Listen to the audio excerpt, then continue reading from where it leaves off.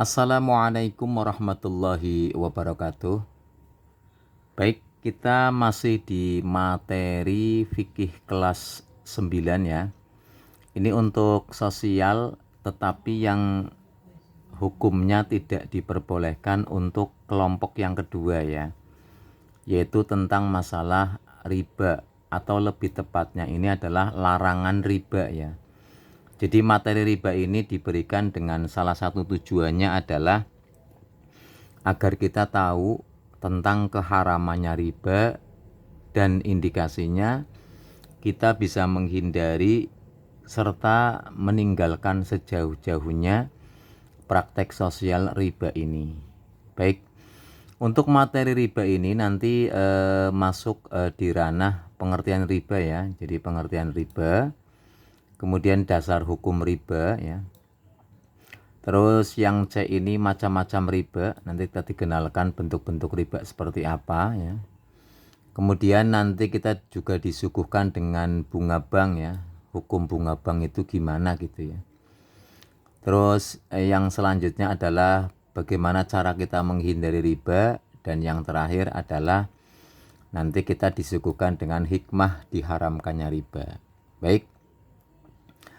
Intinya bahwa di materi riba ini ya, ini ada 6 item yang wajib kita ketahui ya, dari mulai pengertian, dasar hukum, macam-macamnya, kemudian bunga bank, kita tahu bunga bank, kemudian cara menghindari riba dan hikmah diharamkannya riba. Baik, kita lanjut ya. Baik, yang pertama adalah tentang pengertian riba ya. Jadi riba ini secara bahasa ini artinya pertambahan atau kelebihan atau ziyadah ya. Jadi riba ini bisa diartikan itu tambah begitu ya. Tambah seperti itu ya. Adapun riba menurut istilah ini adalah kelebihan ya, tambahan pembayaran dalam hutang piutang ataupun jual beli yang disyaratkan. Jadi riba ini adalah ada kelebihan pengembalian ya dalam utang piutang. Misalnya kita utang 5.000, nanti mengembalikannya disyaratkan 5.500, maka yang 500 itu masuknya kategori riba. Ataupun dalam jual beli yang disyaratkan, misalnya jual beli yang tidak sampai selesai akadnya, ataupun jual beli yang model-model disyaratkan. Ini adalah pengertian riba secara umum ya. Jadi ada tambahan dalam pengembalian hutang.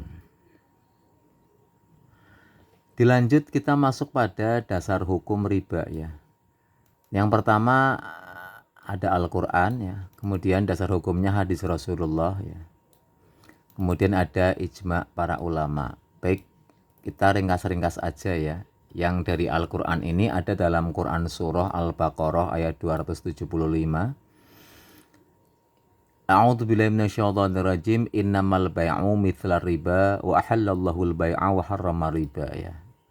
Dalam Al-Quran disebutkan sesungguhnya jual beli itu sama dengan riba ya. Padahal Allah telah menghalalkan jual beli dan mengharamkan riba. Ini ayat ini mengandung maksud harus ada beda ya antara jual beli dengan riba. Kemudian kita harus bisa menghindarkan dari jual beli yang di dalamnya ada unsur riba. Maksudnya demikian. Kemudian dalam hadis Rasul ya, ini ada juga ya. La'ana Rasulullah sallallahu alaihi wasallam akilar riba wa maukilahu wa katibahu wa syahidaihi ya. Wa qala hum sawa ya. Rasulullah melaknat orang-orang yang memakan riba ya. Orang yang menjadi wakilnya, orang yang menuliskan riba ya, orang yang menyaksikannya, dan mereka itu semua dosanya sama seperti pelaku riba. Ini dalil yang dari hadis Rasul. Kemudian dalam ijma ulama atau kesepakatan ulama ya, ini para ulama sepakat ya bahwa mereka itu mengutuk dan mengharamkan riba. Itu seperti itu. Inilah dalil daripada haramnya, tentang haramnya riba ini. Dilanjut untuk yang ketiga adalah macam-macam riba. Nah, mari kita kenali ya bentuk-bentuk atau wujud daripada riba ini. Yang pertama adalah riba fadli ya. Riba fadli ini adalah tukar menukar dua buah barang yang sama jenisnya namun tidak sama ukurannya ya.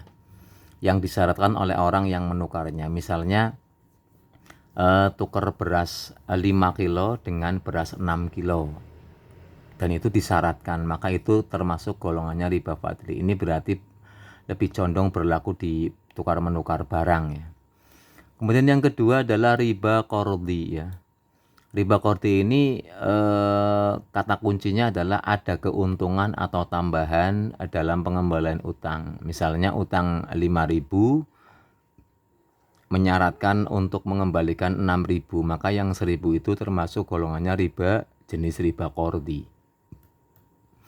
Yang ketiga adalah ribayat ya. Ribayat ini kata kuncinya adalah jual beli, tapi antara penjual dan pembeli ini sudah berpisah padahal sebelum serah terima barang. Artinya akad belum selesai, tetapi si pembeli dan penjual itu berpisah. Tidak ada akad pasrah memasrahkan, ini namanya ribayat. Kemudian yang jenis yang keempat adalah riba nasi'ah ya. Ini kata kuncinya adalah tukar menukar dua barang sejenis maupun tidak sejenis ya, yang pembayarannya itu akan menjadi lebih ketika ya pembayaran itu dilambatkan. Jadi ketika bayarnya tepat waktu ya tetap 5.000, tetapi kemudian kalau bayarnya bulan depan jadi 10.000 misalnya, maka itu dinamakan riba nasi'ah. Nah, inilah bentuk-bentuk daripada macam-macam riba ya, ada 4, yaitu riba fadli, riba qardi, ribayat, dan riba nasi'ah ya. Dilanjut ya. Baik, sekarang kita mengarah kepada bunga bank ya. Dewasa ini kan banyak orang nabung di bank, mungkin termasuk kita juga sering nabung atau bahkan mungkin pinjam duit di bank ya, seperti itu. Baik, bunga bank ini adalah ya kelebihan dari pengembalian dana yang dijadikan sebagai modal dengan persentase tertentu yang ditentukan oleh pihak bank sebelum akad. Artinya gini, bunga bank ini adalah kita nabung, lalu kita dapat lebihan, atau kita pinjam di bank tetapi mengembalikannya itu lebih, dan kelebihannya itu diistilahkan dengan nama bunga bank. Misalnya pinjam di bank itu 2 juta ya sebulan, nah nanti mengembalikannya 2.200.000, yang 200 rupiah itu dianggap bunga bank. Nah, itu salah satu pengertian daripada bunga bank ya. Maka di sini yang kedua, hukum bunga bank. Bagaimanakah hukum bunga bank itu ya? Kita nabung di bank dapat bunga, orang pinjam di bank nanti bayar bunga, itu hukumnya gimana? Nah, ini ada di tafsir ya. Ada 3. Yang pertama mengatakan bahwa bunga bank itu hukumnya haram. Ini karena terdapat perjanjian bersyarat dalam utang piutang. Yang kedua, bunga bank hukumnya subhat. Artinya belum jelas antara kehalalan dan keharamannya. Maka kita harus berhati-hati ya. Boleh kita pinjam di bank ya, tapi dalam kondisi darurat karena sangat butuh, seperti itu. Kemudian yang ketiga, bunga bank hukumnya halal ya. Itu bisa juga ya. Ini adalah merupakan beberapa pendapat ulama yang mengatakan haram, ada yang mengatakan subhat, ada juga yang mengatakan halal. Nah, untuk yang mengatakan halal ini ada beberapa macam alasan ya. Yang pertama karena darurat ya. Yang kedua karena untuk kebutuhan produktif seperti dagang, usaha ya. Dan yang ketiga ya bunga bank itu dengan persentase yang sangat kecil sehingga tidak memberatkan. Nah, ini alasan kenapa ada beberapa ulama yang mengatakan bahwa bunga bank itu hukumnya halal karena alasannya 3 ini. Kemudian selanjutnya yaitu tentang bank syariah ya, bank syariah ya. Apakah bank syariah itu adalah sistem bank yang dikembangkan berdasarkan dengan prinsip ajaran Islam ya. Ini ciri-ciri bank syariah ya. Bank syariah ini dianggap bank Islam seperti itu, tapi dengan beberapa syarat ya. Di sini ada syarat yang pertama, tidak ada bunga pinjaman ya, adanya bagi hasil. Kemudian yang kedua, pemberi dana atau pihak bank harus ikut berbagi keuntungan dan kerugian ya. Kemudian yang ketiga ya, dana nasabah harus digunakan untuk modal usaha, tidak boleh untuk makan ya. Kemudian tidak ada unsur gharar ini atau ketidakpastian ini tidak diperkenankan, artinya sangat jelas. Dan yang kelima, investasinya ya dipinjamkannya itu hanya untuk usaha-usaha yang sifatnya halal menurut agama Islam. Inilah ciri-ciri daripada bank syariah ini. Kemudian yang E ya, ini adalah bagaimana cara kita menghindari riba ya. Karena apalagi zaman sekarang ya, banyak orang-orang yang terjebak dalam konteks riba sehingga banyak yang merasa dirugikan ya. Yang pertama adalah membiasakan hidup sederhana. Nah ini kalau orang hidup sederhana itu ya apa adanya begitu ya.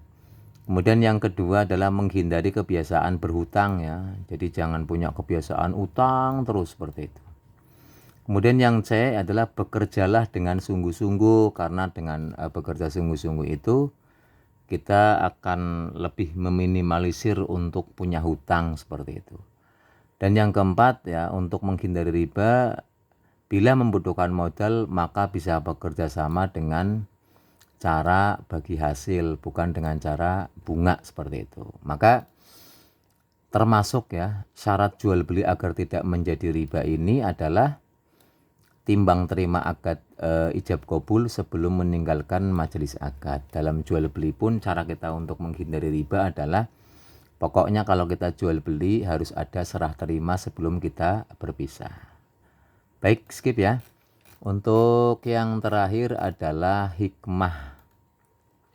Hikmah diharamkannya riba ini. Yang pertama adalah untuk menjauhi sikap serakah atau tamak terhadap harta yang bukan milik kita ya. Jadi ketika riba ini diharamkan, maka hikmah yang pertama adalah agar kita ini tidak terlalu tamak dengan harta yang bukan milik kita ya. Kemudian yang kedua adalah menghindari permusuhan antar pribadi ya, karena utang piutang yang tidak sewajarnya itu akan memicu permusuhan. Kemudian yang ketiga ini adalah menghindari tumbuh suburnya mental pemboros. Yang keempat, menghindari dari perbuatan aniaya ya. Yang kelima, mengarahkan kaum muslimin mengembangkan hartanya ya lewat sesuatu kerjasama yang halal secara Islam seperti kirut yang kemarin kita bahas. Dan yang keenam adalah menjauhkan orang muslim dari sesuatu yang menyebabkan kebinasaan, karena riba ini, praktek riba ini jelas baik dalam Al-Quran maupun dalam hadis Rasul, bahkan ijma ulama dikatakan bahwa riba ini hukumnya haram. Oke, untuk materi riba ya bisa dianggap cukup. Yang penting kita mau belajar ya. Jadi pada intinya untuk di materi riba ini ya, yang penting kita fokus pada yang 6 ini. Yang pertama pengertian ya, kemudian dasar hukumnya, macam-macamnya, bunga bank, cara menghindari riba, dan hikmah diharamkannya riba. Mudah-mudahan dengan materi ini ya kita semua paham, dan dimanapun dan kapanpun kita bisa menghindari praktek riba, hidup kita menjadi berkah. Allahumma amin ya rabbal alamin. Terima kasih, di sana sini banyak kekurangan, mohon maaf. Wallahu a'lam bishawab, wallahul muwaffiq ila aqwamit thoriq. Wassalamualaikum warahmatullahi wabarakatuh.